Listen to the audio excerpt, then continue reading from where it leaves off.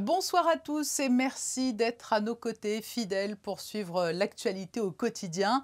Voici le sommaire de cette édition.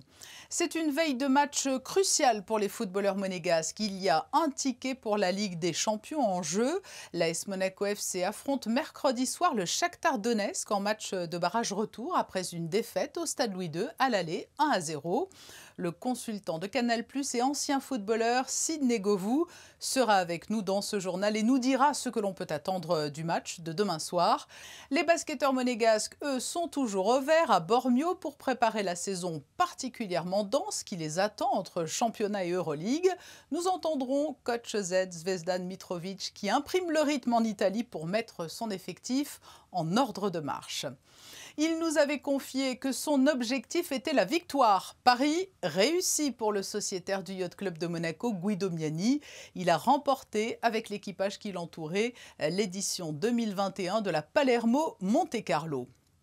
Comment le secteur hôtelier monégasque traverse-t-il l'été? Est-ce que cette petite parenthèse enchantée va parvenir à faire oublier la crise? Le directeur général de l'hôtel Méridien Beach Plaza viendra répondre à ces questions alors que les taux de remplissage sont plutôt bons. Et les petits pensionnaires du jardin animalier, comment ont-ils surmonté les périodes de forte chaleur? L'été est-elle une période autant appréciée par les hommes que par les animaux? Nous irons rendre visite aux nombreuses espèces qui peuplent ce lieu qu'affectionnent tant les enfants.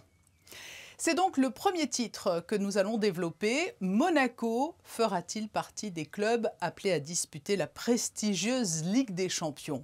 Il reste un match capital demain soir face au Shakhtar Donetsk pour y parvenir, mais en ayant d'ores et déjà un handicap, la défaite au match aller au Stade Louis II. Pour nous éclairer sur les chances de qualification de l'ASM-FC, nous avons fait appel à un ancien international français, aujourd'hui consultant pour Canal+. Bonsoir Sidney Govou. Bonsoir. Tout peut encore arriver, c'est le sport, hein, rien n'est joué avant que la partie ne débute réellement. Mais cela risque d'être tout de même compliqué, d'autant plus que les résultats en championnat ne plaident pas vraiment en faveur de l'équipe monégasque. Hein. Oui, en effet, on a vu au match aller une équipe du Shakhtar qui est un match assez étrange. On a l'impression que Monaco aurait pu revenir au score et le Shakhtar n'a pas forcément été très très loin. Mais voilà, c'est encore jouable pour l'AS Monaco. Elle est capable, elle a démontré pendant une partie du match qu'elle était capable de faire un pressing et de chercher des ballons hauts pour inquiéter cette équipe. Mais selon vous, elle est prenable, cette équipe du Shakhtar? Oui, parce qu'elle a quand même quelques défauts. Les défauts de ses qualités, que ressortir le ballon, que de passes courtes. Si vous exercez un bon pressing sur cette équipe, ils peuvent faire des erreurs techniques, même si au match aller, il y a très très peu d'erreurs techniques, mais ils sont capables de faire des erreurs techniques et vous pouvez en profiter. Et puis on a vu des remontadas bien plus importantes. Là, il n'y a qu'un petit but. Oui, en effet, il n'y a qu'un but. En plus, on sait qu'aujourd'hui, le but à l'extérieur ne compte plus comme ça comptait à l'époque. Donc oui, je pense que le Monaco peut le faire, même si ça va être difficile. Alors, l'avis du spécialiste, que pensez-vous de l'effectif de l'AS Monaco FC pour cette saison autour de Niko Kovac? On va dire que c'est un effectif qui a très peu évolué, mis à part le nouveau gardien qui est arrivé. On a vu sur le 11 titulaire du match aller, c'est les 11 quasiment même que l'année dernière. Donc ça lui permet de travailler un peu plus rapidement. Mais il y a peut-être aussi une gestion humaine, Niko Kovac, qui est très très dure avec ses joueurs, qui peut être en train de s'essouffler. Oui, parce qu'on le voit hein, en championnat, ça ne passe pas. Que lui manque-t-il à cette équipe? Alors que ça Je fonctionnait pense qu'il bien la manque. saison précédente. Hein. Oui, mais peut-être un peu plus de créativité offensive. L'année dernière, Monaco n'était pas attendu. Cette année, ils sont attendus. Donc, les équipes adverses jouent différemment face à Monaco.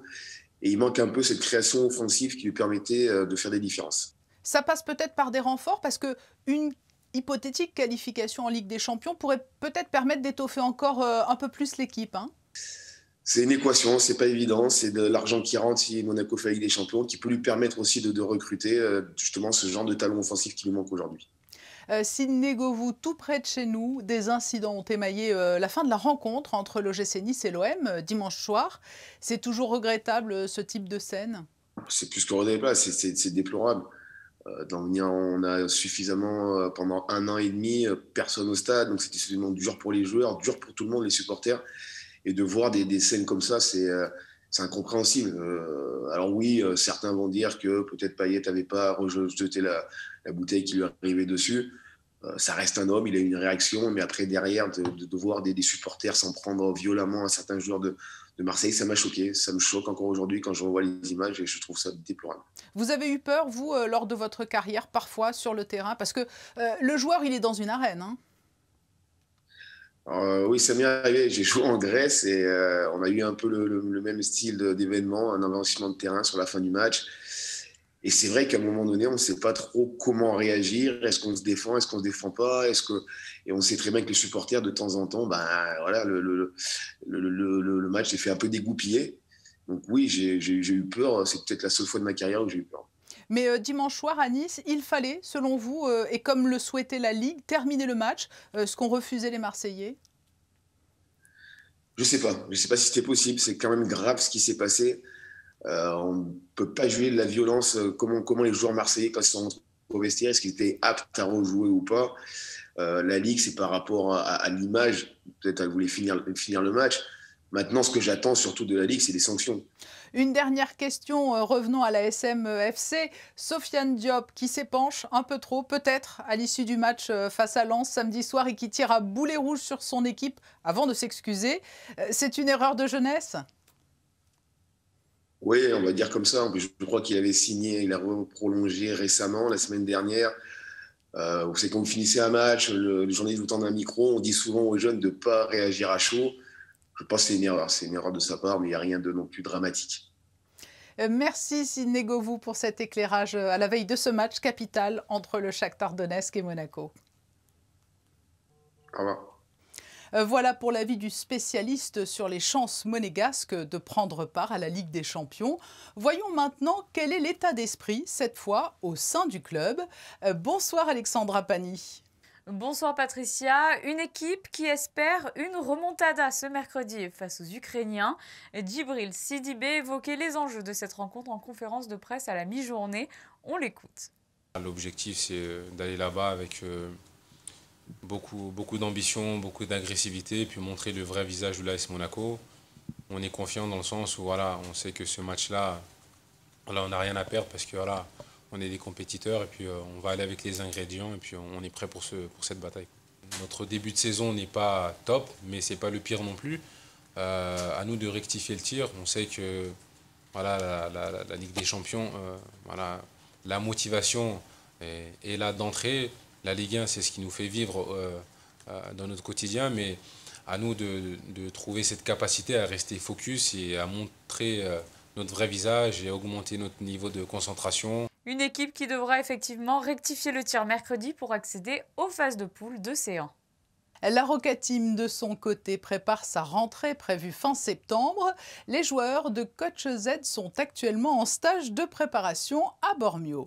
C'est une tradition, Patricia. Au mois d'août, les Roca Boys partent se mettre au vert en Italie, du côté de Bormio. Un stage préparatoire pour apprendre à se connaître avec l'arrivée de nombreuses recrues cette année encore. Préparer le physique et le mental et disputer les premiers matchs amicaux.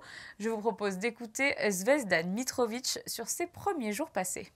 First couple of days, I just want the team to adapt for this condition, start to check everybody, you know, to see conditioning. Somebody's work all summer, somebody's, you know, different level of the player, different level of the basketball. But okay, it's like always. Everybody is motivated to work. For me, it's the most important. Usually I start like this, with the running, with some physical drills, some shooting drills, and after we include some offenses, defense, like we do everything. For me, it's very important to build a new team, good team, and for now we still wait for some position to close. And yeah, let's start to work, like I always say, day by day, and to prepare the team for the biggest challenge ever from Monaco. Un important challenge et un calendrier qui sera bien chargé encore cette saison pour les Rouges et Blancs. 2 matchs amicaux seront disputés durant ce stage à Bormio face aux Turcs de l'Anadolu Efes. Début septembre, direction Athènes pour un tournoi amical avec comme adversaire potentiel l'Olympiakos, Maccabi ou encore l'Avrio. Puis des rencontres également de prévues à Istanbul avant de terminer en Allemagne. La saison d'Euroleague débutera le 30 septembre avec une belle affiche à Gaston-Médecin où les hommes de Coach Z affronteront le Panathinaïkos. Le championnat français, lui, débutera le 2 octobre avec un déplacement à Roanne pour les Rouges et Blancs. L'actualité sportive encore avec l'arrivée de la Palermo Monte Carlo. Après 2 jours et demi de course, c'est le bateau Arca qui s'est imposé plutôt facilement avec à son bord le sociétaire du Yacht Club de Monaco, Guido Miani. Reportage de Christina Tomel et Serge Prémont. Un 4e titre pour Guido Miani. Après 59 heures, 3 minutes et 8 secondes de navigation, c'est à 23h03 hier soir que le sportif italien et son équipage franchissent la ligne d'arrivée à Monaco, remportant ainsi la 16e Palermo Monte Carlo en temps réel à bord de l'Arca SGR, un bateau qu'il connaît pourtant encore peu, mais qui lui a permis d'atteindre l'objectif qu'il s'était fixé, et ce, malgré des conditions météorologiques assez difficiles. C'était pas simple de naviguer dans ces conditions changeantes. On a eu du très petit temps juste après le départ, pendant toute une bonne, je dirais 3/4 de la remontée vers la Sardaigne.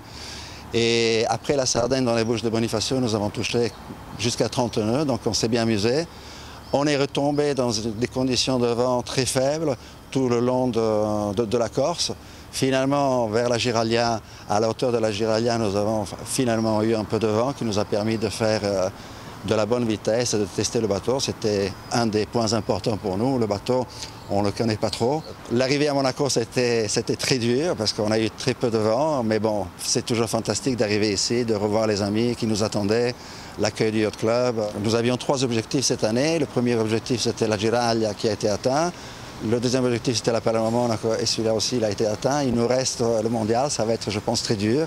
Mais on est confiant parce que jusqu'à présent, on est très content du bateau et de l'équipe.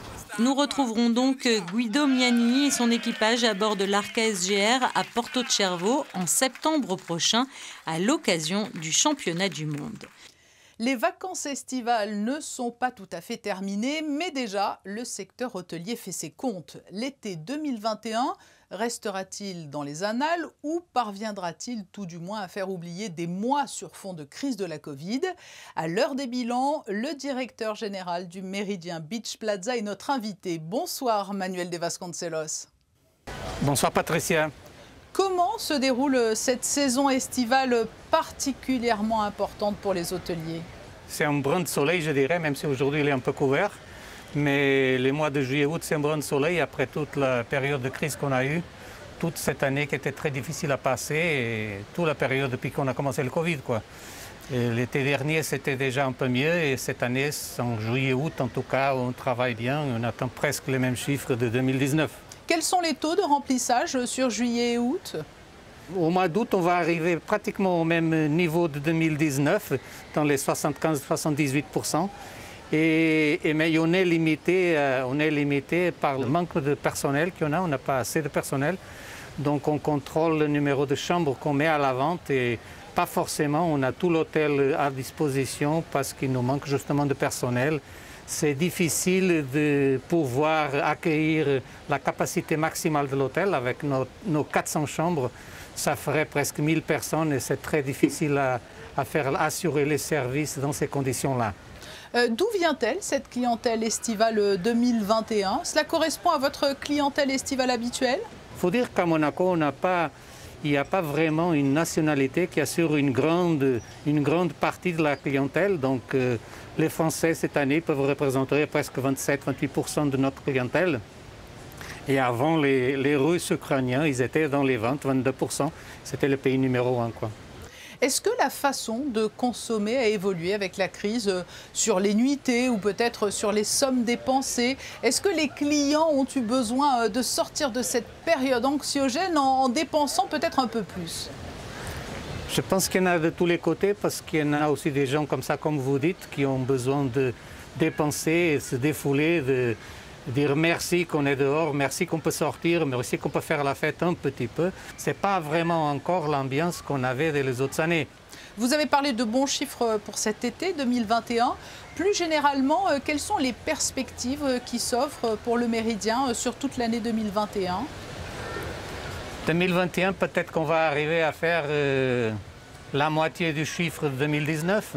C'est une bonne augmentation par rapport à l'année dernière, mais c'est encore très, très loin derrière 2019. Manuel de Vasconcelos, merci beaucoup d'avoir répondu à notre invitation. Merci beaucoup, Patricia. Nous retrouvons Alexandra Pani pour le deuxième point info de cette édition. Et chaque mardi, nous dressons le bilan hebdomadaire des dépistages. 4 918 tests PCR et antigéniques ont été réalisés la semaine dernière, Patricia, avec un taux de positivité de 2,97%. Le taux d'incidence n'a quasiment pas évolué, passant de 190,35 à 192,96. Rappelons que les tests comptabilisés sont effectués à la fois sur des personnes résidentes et non résidentes de la Principauté. Il reste 2 semaines avant la rentrée scolaire et de nombreux parents se préparent déjà. Justement, Patricia, pour préparer sereinement le jour de la rentrée, certaines écoles primaires proposent aux parents de venir déposer la semaine prochaine l'ensemble des fournitures et manuels scolaires en amont pour éviter d'arriver trop chargé le jour J. Et compte tenu de la situation sanitaire actuelle, cela évitera également un trop grand nombre d'allers-retours de parents pour le jour de la rentrée. Enfin, cette initiative, le site Your Monaco propose une rubrique originale pour découvrir le Monaco d'antan. À quoi ressemblait la place d'Armes ou encore le port de Fontvieille dans les années 70 ? Est-ce que l'immeuble dans lequel je vis actuellement existait déjà en 1955 ? Grâce à cette carte interactive, vous pourrez découvrir et comparer les prises de vue aériennes de la Principauté de 1955 jusqu'à nos jours. De quoi partager ses souvenirs avec la jeune génération et garder une trace précieuse du passé. C'est l'un des endroits de Monaco prisés par les touristes, mais pas seulement. Le jardin animalier existe depuis 67 ans et il séduit toujours autant de visiteurs, notamment grâce à Pollux, l'hippopotame mascotte, et à de belles naissances. Julia Vial et Jean-Alexandre Dorde dressent le bilan de la saison estivale et nous donnent des nouvelles des petits pensionnaires. On se croirait en pleine jungle amazonienne.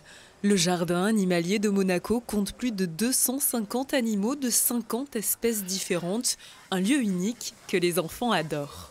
On s'est dit on va aller au parc animalier parce que c'est plaisant, les enfants aiment bien les animaux. Et au parc animalier, on est sûr de gagner à chaque coup. Cet été, la fréquentation du zoo était en légère baisse. Pourtant, l'un des résidents emblématiques du jardin animalier attendait sagement les visiteurs dans son bain. C'est notre mascotte, c'est le plus gros, c'est l'hippo. Il est arrivé en 87, c'est récupéré par le prince Régnier sur un cirque en faillite. Donc depuis, il vit ses beaux jours ici, il a eu son nouveau parc, beaucoup plus grand avec un nouveau bassin. Et on s'en occupe tous les jours, je le chouchoute bien. Alors que Pollux est un habitué des lieux, certains pensionnaires découvrent tout juste leur environnement. Des naissances, on en a eu plusieurs, donc on a eu des petites chauves-souris qui sont nées, 3, on a 6 ibis rouges également qui sont au nid, un petit agouti d'Azara et quelques reptiles, des couleuvres beauté bleue du Vietnam. Le jardin animalier de Monaco a la particularité de recueillir des animaux donnés, saisis ou parfois même abandonnés. C'est le cas de cette couleuvre nord-américaine, le serpent le plus vendu en France. C'est un des serpents qu'on nous abandonne régulièrement. On achète ça aux enfants, ça vaut pas très cher. Et puis au bout de quelques mois, on s'en lasse ou on n'en a plus envie. Donc du coup, on l'abandonne aux zoos ou on le relâche dans la nature. Donc il faut savoir que dans la nature, soit il meurt, soit il prend le dessus sur les espèces qui sont endémiques de notre pays. Donc voilà, il faut vraiment éviter d'acheter des animaux exotiques. Ce sanctuaire pour animaux demeure encore aujourd'hui l'une des dernières ménageries royales du monde. Ce journal ne serait pas tout à fait complet sans les prévisions météo pour la journée de mercredi, Alexandra. Oui, Patricia, c'est ce qui est normalement prévu pour mercredi, une journée largement ensoleillée, surtout dans la matinée, mais en début de soirée, de nouveaux risques d'averses sont à signaler. Il fera entre 20 et 26 degrés, et du côté des plages, l'eau est à 24 degrés. Le 25 août, nous célébrerons les Louis. Cette édition touche à sa fin et pour se quitter, un petit jeu de piste aujourd'hui grâce aux photos de Stéphane Dana. Il est parti à travers les ruelles du Rocher débusquer ces petits détails que l'on ne prend pas toujours le temps de regarder. Ouvrez bien l'œil et amusez-vous à retrouver ces petits trésors cachés. Très belle soirée à vous. Nous nous retrouvons demain à 19h sur Monaco Info.